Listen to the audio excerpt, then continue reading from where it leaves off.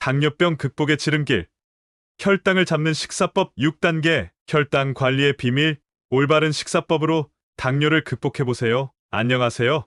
건호살 TV에 오신 것을 환영합니다. 당뇨병 극복을 위한 특별한 정보를 준비했으니 끝까지 함께 해주세요. 구독과 좋아요, 알림 설정은 저희에게 큰 힘이 됩니다. 1. 당뇨병이란 무엇인가? 몸이 보내는 신호. 당뇨병은 단순히 혈당이 높아지는 문제가 아닙니다. 이는 몸의 에너지원인 포도당이 제대로 세포에 전달되지 못해 혈액에 쌓이게 되는 복잡한 대사 질환입니다. 포도당은 탄수화물에서 비롯되며 우리의 주요 에너지원으로 사용됩니다. 하지만 인슐린이라는 호르몬이 부족하거나 세포가 인슐린의 신호를 거부하면 혈당이 비정상적으로 높아지는 상태가 됩니다. 작동 원리. 우리가 음식을 섭취하면 탄수화물이 소화 과정을 통해 포도당으로 분해되고 혈액을 통해 세포로 운반됩니다. 이때 인슐린은 세포가 포도당을 흡수하도록 돕는 신호를 보냅니다. 그러나 인슐린이 부족하거나 세포가 반응하지 않으면 혈당이 세포 안으로 들어가지 못하고 혈액에 쌓이게 됩니다. 포도당은 에너지 생산의 핵심 물질로 우리의 심장 박동, 두뇌 활동, 근육 수축 등 모든 생명 유지 활동에 필수적입니다. 하지만 과도한 포도당은 혈관에 손상을 일으키고 신장, 눈, 신경 등 주요 기관에 문제를 일으킬 수 있습니다. 당뇨병이 지속되면 합병증으로 인해 심장병, 신장병, 시력 손실 등의 위험이 크게 증가합니다. 초기 경고 신호. 초기에는 다양한 신호가 나타날 수 있습니다. 좀 더 자세히 풀어보겠습니다. 잦은 갈증과 소변 횟수 증가. 요즘 왜 이렇게 물을 자주 찾게 되지? 하고 느낀 적 있으신가요? 갈증이 심해지고 물을 많이 마셔도 해결되지 않는 느낌이 든다면 단순히 더위 때문이 아닐 수 있습니다. 당뇨병의 초기 단계에서는 몸이 혈당을 낮추기 위해 소변으로 포도당을 배출하려고 합니다. 그 결과 소변 횟수가 늘어나고 그에 따라 체내 수분이 부족해져 갈증을 느끼게 됩니다. 피로감과 무기력, 자고 일어나도 피곤하고 조금만 움직여도 지친다는 느낌이 드는 분들 계시죠? 이는 포도당이 세포로 흡수되지 못해 에너지로 사용되지 못하기 때문입니다. 몸은 에너지가 부족한 상태로 계속 일을 해야 하니 무기력함이 따라오게 됩니다. 체중 감소. 아무리 많이 먹어도 체중이 줄어드는 것 같아요 라는 말을 하는 경우 이는 경고 신호일 수 있습니다. 몸이 포도당을 제대로 사용하지 못하면 에너지원을 다른 곳에서 끌어오게 되는데 주로 근육과 지방이 소모됩니다. 그 결과 이유 없이 체중이 감소할 수 있습니다. 상처가 잘 낫지 않음. 작은 상처인데도 계속 낫지 않고 덧나는 것 같아요 라고 느낀다면 혈액순환과 면역 체계가 약화되었을 가능성이 큽니다. 고혈당은 상처 치유를 방해하고 감염 위험을 높일 수 있습니다. 이는 특히 발과 같은 부위에서 두드러지게 나타날 수 있습니다. 손발 저림 또는 감각 이상, 손끝이 저리고 발끝이 묘하게 감각이 이상해요 라고 느끼신 적 있나요? 고혈당은 신경을 손상시켜 신경병증을 유발할 수 있습니다. 이는 초기 단계에서 간과되기 쉽지만 점차 심해지면 일상생활에도 영향을 미칠 수 있습니다. 이러한 증상들은 몸이 보내는 중요한 신호입니다. 나는 괜찮겠지 하고 무시하지 말고 조기에 병원을 방문하여 정확한 진단을 받는 것이 중요합니다. 특히 가족력이 있거나 비만, 고혈압, 고지혈증 등의 위험 요인이 있는 경우 정기적인 검사가 필요합니다. 당뇨의 두 가지 유형. 제1형 당뇨병 흔히 어린 나이에 발병하며 췌장이 거의 또는 전혀 인슐린을 생성하지 못하는 상태입니다. 이는 자가면역 질환으로 분류되며 외부에서 인슐린을 주입해야 합니다. 제2형 당뇨병 성인에게 주로 발병하며 인슐린 저항성과 인슐린 분비 부족이 복합적으로 작용합니다. 생활습관 개선과 약물 치료를 통해 관리할 수 있습니다. 이 혈당 관리의 핵심, 올바른 식사법. 당뇨병 관리의 핵심은 올바른 식사법을 통해 혈당을 천천히 올리는 것입니다. 아래는 식사법 개선을 위한 6가지 원칙입니다. 1. 혈당을 급격히 올리는 음식을 피하라. 단순당, 설탕, 과당 등은 혈당을 빠르게 올리는 주범입니다. 음료수, 디저트, 빵, 떡과 같은 음식은 주의해야 합니다. 단 음식과 혈당의 관계. 단 음식은 빠르게 흡수되어 혈당을 급격히 상승시킵니다. 설탕이 많이 들어간 음료 한 캔은 혈당을 짧은 시간 안에 50에서 60mg dl 이상 상승시킬 수 있습니다. 이렇게 급격한 혈당 상승은 인슐린의 과도한 분비를 유발하며 결국 인슐린 저항성을 악화시킬 수 있습니다. 또한 과도한 설탕 섭취는 체내 염증 반응을 유발하여 심혈관 질환의 위험도 높입니다. 제품 라벨을 읽는 습관을 가지세요. 무설탕이라고 표시된 제품도 과당이나 대체 감미료가 포함되어 있을 수 있으므로 신중히 선택해야 합니다. 떡과 같은 전통 음식은 설탕이 첨가되는 경우가 많아 혈당 상승을 유발합니다. 디저트를 즐기고 싶다면 천연 재료로 만들어진 단맛이 적은 음식을 선택하세요. 이 천천히 먹는 습관을 기르자 음식을 천천히 먹으면 혈당이 급격히 상승하는 것을 막을 수 있습니다. 한 입을 먹을 때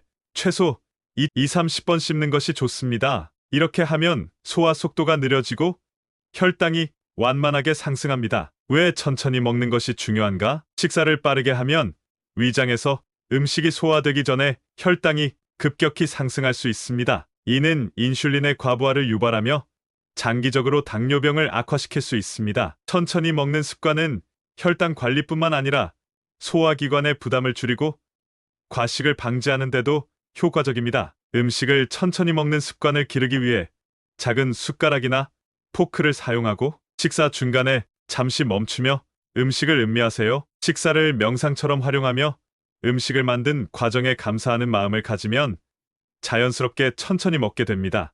식사 순서를 바꾸자. 탄수화물을 식사 초반에 섭취하면 혈당이 급격히 상승합니다. 대신 단백질과 지방을 먼저 섭취한 후 탄수화물을 나중에 섭취하세요. 생선, 고기, 계란, 두부와 같은 단백질 음식을 먼저 먹고 10분에서 15분 후에 밥을 섭취하면 혈당 반응이 완만해집니다. 식사 순서 실험 결과 2020년에 발표된 연구에 따르면 단백질과 지방을 먼저 섭취한 후 탄수화물을 섭취했을 때 혈당 상승이 평균 20% 감소했습니다. 이는 음식의 소화 속도가 달라지며 인슐린 반응이 더 효과적으로 이루어진 결과입니다.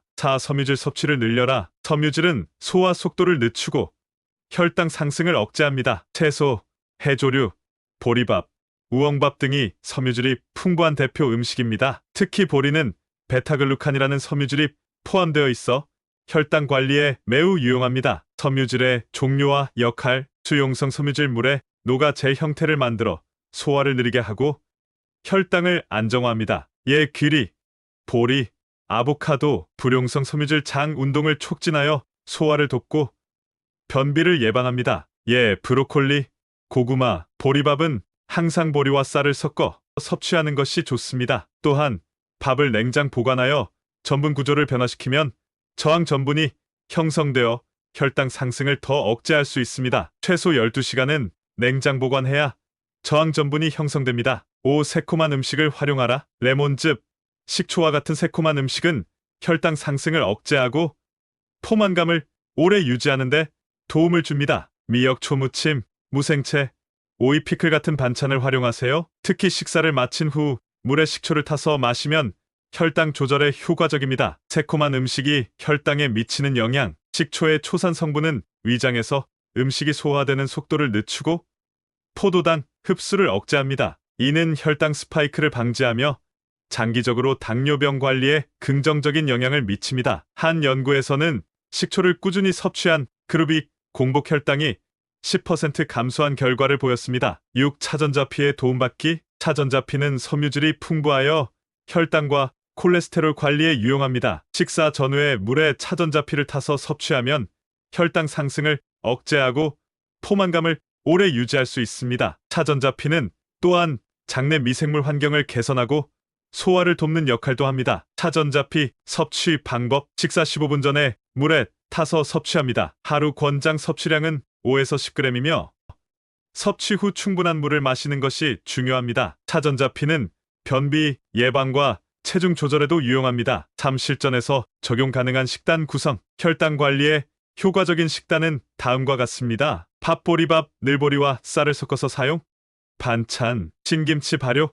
음식의 대표 주자인 신김치는 유산균이 풍부하여 장 건강에 큰 도움을 줍니다. 특히 이 유산균이 혈당을 천천히 올리는 데 기여하는데요. 발효 과정에서 생성된 유산균은 장 내 환경을 개선하며 장내 세균 총 균형을 맞춰줍니다. 이를 통해 혈당 조절뿐 아니라 소화에도 도움을 줄 수 있습니다. 신김치를 꾸준히 섭취하면 혈당 스파이크를 방지하는 데도 효과적입니다. 미역 초무침 알긴산이 풍부한 미역은 혈당 안정화에 탁월한 효과를 보입니다. 알긴산은 미역의 미끈한 성분으로 음식물이 소화되는 속도를 느리게 만들어 혈당 상승을 억제합니다. 또한 미역은 칼슘, 마그네슘, 요오드 등 다양한 미네랄이 풍부하여 당뇨병 환자의 미네랄 섭취에도 유익합니다. 초무침으로 만들어 새콤하게 섭취하면 혈당 안정뿐 아니라 입맛을 돋우는 역할도 합니다. 우엉볶음 우엉은 섬유질과 베타카로틴이